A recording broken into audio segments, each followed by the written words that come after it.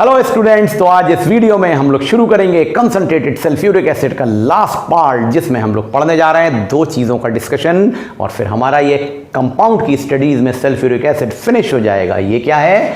ये है sulphuric acid यानी concentrated sulphuric acid as a dehydrating agent, और साथ में पढ़ेंगे इसके टेस्ट और यूजेस के बारे में। तो आइए शुरू करते हैं। देखिए, कंसंट्रेटेड H2SO4 सल्फ्यूरिक एसिड एक स्ट्रॉन्ग डिहाइड्रेटिंग एजेंट है। अब ध्यान से सुनिएगा, बड़ी इंपॉर्टेंट बात बताने जा रहा हूं मैं। ये स्ट्रॉन्ग डिहाइड्रेटिंग एजेंट है एज वेल एज ये स्ट्रॉन्ग ड्राइंग एजेंट भी है। तो भाई ये ड्राइंग एजेंट और डिहाइड्रेटिंग एजेंट में क्या फर्क है, ये भी आज आप समझ जाएंगे यहां पर इस वीडियो में। तो देखिए, दोनों को मिलाने की कोशिश बिल्कुल मत करिएगा। पहले हम इसका डिस्कशन कर लें, उसके बाद ड्राइंग एजेंट और डिहाइड्रेटिंग एजेंट का डिफरेंस भी समझ जाएंगे। तो देखिए, सबसे पहले बात मैं कर रहा हूं कि concentrated sulphuric acid strong dehydrating agent है। क्या मतलब हुआ? जब कंसंट्रेटेड H2SO4 किसी सब्सटेंस पे गिरता है, किसी सॉल्ट पे गिरता है, तो उसमें से या कंपाउंड पे गिरता है, तो उसमें से वाटर के एलिमेंट्स को रिमूव कर देता है। वाटर के एलिमेंट मींस हाइड्रोजन और ऑक्सीजन को अपनी तरफ अट्रैक्ट कर लेता है, क्योंकि उनके लिए इसकी स्ट्रॉन्ग एफिनिटी होती है। तो concentrated H2SO4 removes element of water, that is the hydrogen and oxygen, due to its strong affinity for water, और इसलिए ही इसको डिहाइड्रेटिंग एजेंट की तरह यूज किया जाता है। तो जगह जगह वाटर रिमूवल के लिए हम इसको डिहाइड्रेटिंग एजेंट की तरह यूज करते हैं। अब आपने देखा होगा हाइड्रेटेड सॉल्ट होते हैं जैसे कॉपर सल्फेट या बहुत सारे उसके, जिसमें कि वाटर ऑफ क्रिस्टलाइजेशन होता है। तो कंसंट्रेटेड H2SO4 उस वाटर ऑफ क्रिस्टलाइजेशन को रिमूव कर देगा उन हाइड्रेटेड सॉल्ट से। क्यों? क्योंकि अभी अभी हमने देखा इसकी स्ट्रॉन्ग एफिनिटी है वाटर के एलिमेंट के लिए, हाइड्रोजन और ऑक्सीजन के लिए।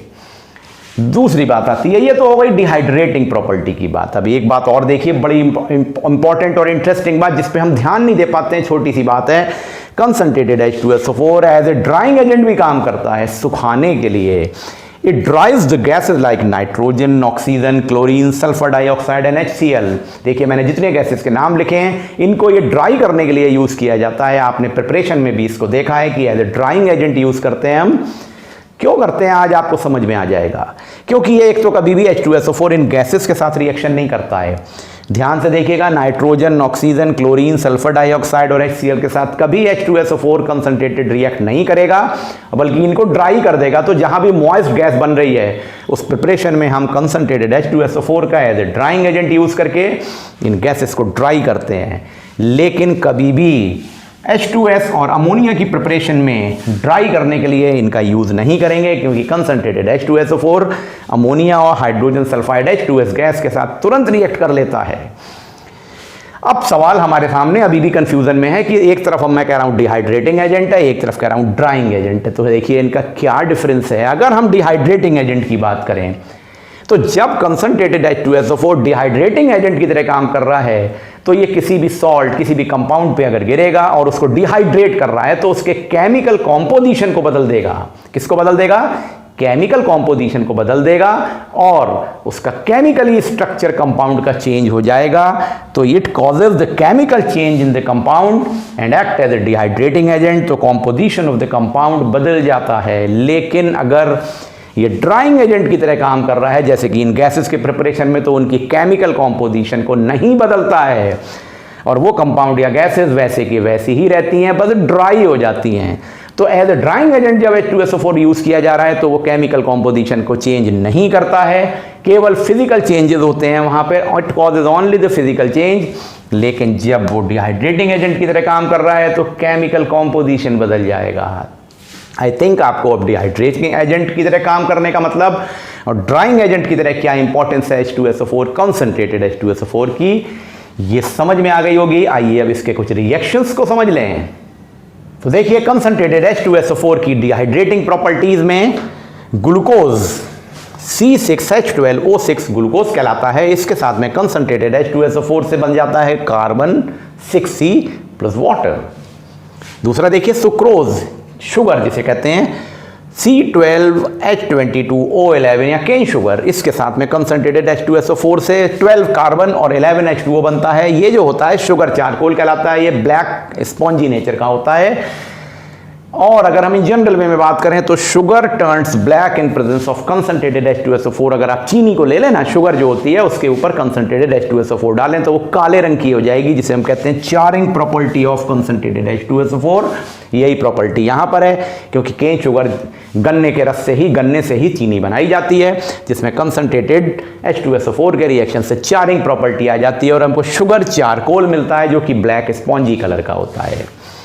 उसी के अगले लेवल पे आए कार्बोहाइड्रेट्स। ये सारे रिएक्शन कार्बोहाइड्रेट से रिलेटेड हैं, ये सभी वैरायटीज हैं उसकी। तो देखिए C6H10O5 जिसे हम सेल्यूलोज कहते हैं, पेपर और वुड में, लकड़ी में और कागज में होता है। ये कंसंट्रेटेड H2SO4 की प्रेजेंस में n मॉलिक्यूल्स ऑफ कार्बन बनाता है और n molecules of 5H2O, n लिखा हुआ है उतने नंबर ऑफ मॉलिक्यूल्स बनते हैं वाटर के। तो देखिए हर जगह कार्बन में टर्न हो जा रहा है सारे के सारे carbohydrates in presence of concentrated H2SO4 due to its dehydrating property. अब हम लोग जरा dehydrating properties in relation to organic compound देख लें तो देखिए HCOOH फॉर्मिक एसिड के साथ जब डिहाइड्रेटिंग बिहेवियर शो करता है कंसंट्रेटेड H2SO4 तो कार्बन मोनोऑक्साइड और वाटर बन जाता है और ये डिहाइड्रेट हो गया फॉर्मिक एसिड। दूसरा है oxalic acid COOH bond COOH, इसमें कंसंट्रेटेड H2SO4 का डिहाइड्रेटिंग एक्शन होता है तो कार्बन मोनोऑक्साइड और कार्बन डाइऑक्साइड बनते हैं और वाटर आ जाता है साथ में। एथेनॉल के साथ देख लें, जब डिहाइड्रेटिंग एक्शन एथेनॉल C2H5OH या इथाइल अल्कोहल के ऊपर होता है तो इथीन बन जाता है और वाटर बन जाता है। अब आते हैं हाइड्रेटेड सॉल्ट पे। जैसा कि मैंने बोला था इसमें वाटर ऑफ क्रिस्टलाइजेशन होता है तो कॉपर सल्फेट .5H2O ये ब्लू कलर का हाइड्रेटेड सॉल्ट होता है। कंसंट्रेटेड H2SO4 जब इसके ऊपर गिराया जाता है तो ये इसे डिहाइड्रेट कर देता है, यानी इसमें से ये वाटर के मॉलिक्यूल्स को रिमूव कर देता है। तो देखिए कॉपर सल्फेट बन जाता है वाइट और ये एनहाइड्रस कॉपर सल्फेट होता है और वाटर मॉलिक्यूल बन जाते हैं जो कि 5 वाटर ऑफ क्रिस्टलाइजेशन के मॉलिक्यूल थे वो बाहर आ गए। इन दिस वे बच्चों आपने देखा कि कंसंट्रेटेड H2SO4 यहाँ पर डिहाइड्रेटिंग प्रॉपर्टीज शो कर रहा था। तो बच्चों यहाँ पर आके हमारा chemical properties of H2SO4 finish होता है। अब हम लोग पढ़ेंगे लास्ट में कुछ टेस्ट ऑफ H2SO4 और एक दो इंपॉर्टेंट यूजेस के बारे में। अब हम लोग जरा सल्फ्यूरिक एसिड के कुछ टेस्ट के बारे में पढ़ लें। सबसे पहले देखेंगे test for the concentrated sulphuric acid. ये बड़ा इंपॉर्टेंट एक सिंपल सा टेस्ट है। अगर कॉपर के साथ में कंसंट्रेटेड H2SO4 को मिला के हीट किया जाए तो कॉपर सल्फेट का सॉल्ट बनेगा वाटर और साथ में बनेगी सल्फर डाइऑक्साइड SO2 गैस। और इस SO2 गैस के वेरिफिकेशन को आप जानते हैं जो आप कर सकते हैं, जिसमें आपने आइडेंटिफिकेशन ऑफ गैसेस में भी इसके बारे में पढ़ा है। तो लेकिन यहाँ पे आइडेंटिफिकेशन है कि SO2 गैस बन जाती है। तो एक ये टेस्ट हो गया कंसंट्रेटेड सल्फ्यूरिक एसिड का।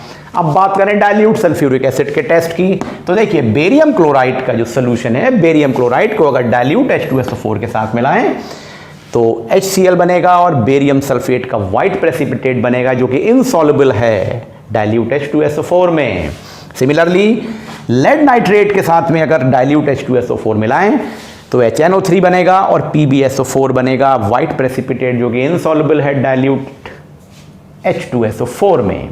तो आप देख रहे हैं यहाँ पे बेरियम सल्फेट या लेड सल्फेट का व्हाइट प्रेसिपिटेट बन रहा है जो कि इनसॉल्युबल होता है डाइल्यूट H2SO4 में। ये इसका आइडेंटिफिकेशन टेस्ट है कि ये एसिड जो लिया गया ये डाइल्यूट H2SO4 है। एक इंपॉर्टेंट बात यहाँ समझ लें, हम 3 मेन एसिड्स की बात करते हैं, बाकी 2 बचे हुए रहेगा डाइल्यूट HCl और डाइल्यूट HNO3।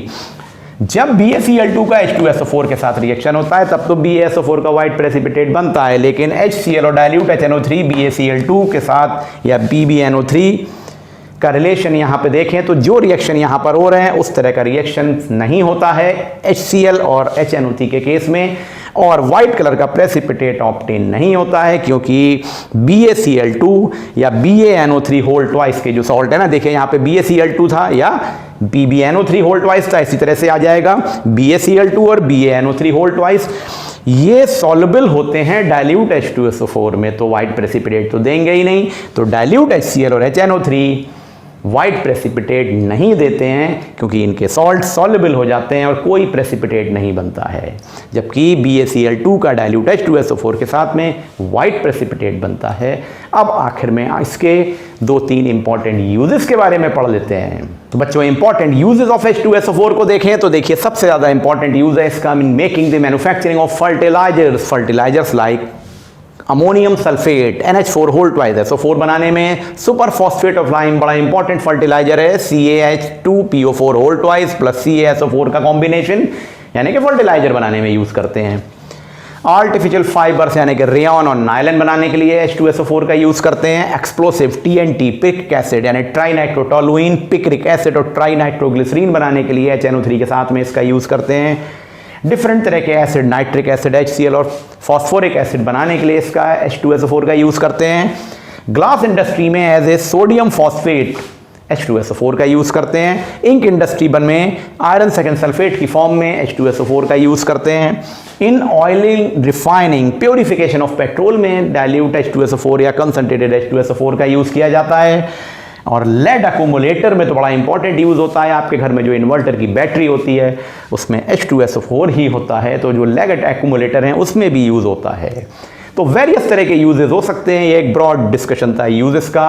तो इन दिस वे बच्चों हम लोगों ने यहाँ पर सल्फ्यूरिक एसिड का ये लास्ट वीडियो खत्म कर लिया। अगले वीडियो से आपको एक नया टॉपिक मिलेगा, most probably the metallurgy. Thank you.